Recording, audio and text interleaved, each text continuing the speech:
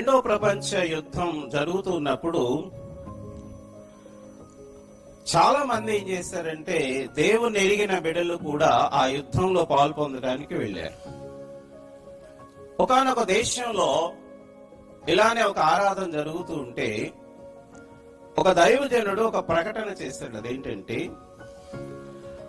మన సంఘాన్ని లేకపోతే చర్చ్ బిల్డింగ్ ని మనం విస్తరించబోతున్నాం కాబట్టి మీరు ఎవరైనా దేవుని కోసం స్వచ్ఛందంగా విరాళాలు ఇవ్వచ్చు అని ప్రకటన చేశారు.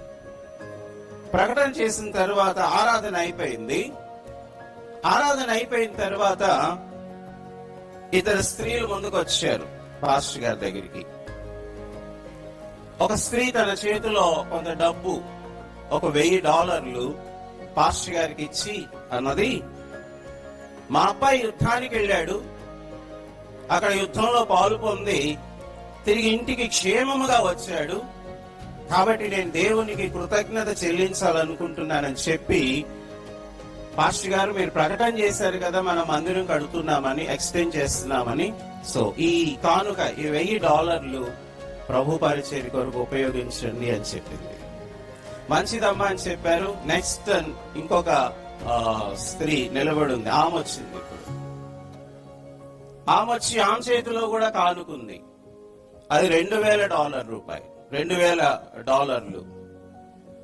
ఆమె చేతిలో పెట్టానింది, మా ఇద్దరు కుమారులు యుద్ధానికి వెళ్ళారు, కానీ దేశం కోసం ఆ యుద్ధంలో ఏమైపోయారు, చనిపోయారు.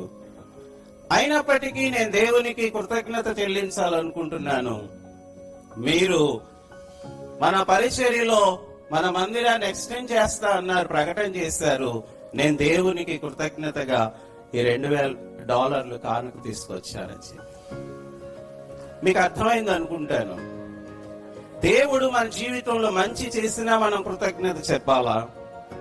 దేవుడు మన జీవితంలో ఒకసారి దేవుడు ఎప్పుడు అన్యాయం చేయడు, కానీ కొన్నిసార్లు మనం పోరాటాలు గుండా వెళ్తున్నప్పటికీ కూడా మనం దేవునికి కృతజ్ఞత చెల్లించాలి. నేను ఎప్పుడు ఒక స్లోగన్ ని గుర్తు చేసుకుంటా ఉంటాను. అదేంటంటే, God is good all the time. All the time God is good. ప్రతి సమయంలో దేవుడు మంచివాడు. మంచివాడు దేవుడు ప్రతి సమయంలో కూడా. సో ఈ ఉదయకాల సమయంలో ఇప్పుడు దేవుని బిడ్డలారా, మేలు చేస్తేనే కృతజ్ఞత మనం చెప్పనక్కర్లేదు. కొన్ని సందర్భాల్లో మనం కీడు గుండా వెళ్తున్నప్పటికీ కూడా మనం దేవునికి ఏం చెల్లించాలంటే కృతజ్ఞత చెల్లించాలి. యోబులో మనం అది చూస్తాం. యెహోవా ఇచ్చాడు, యెహోవా తీసుకొని పోయాడు, ఆయన నామమునకే స్తుతి కలుగును గాక. హల్లెలూయా.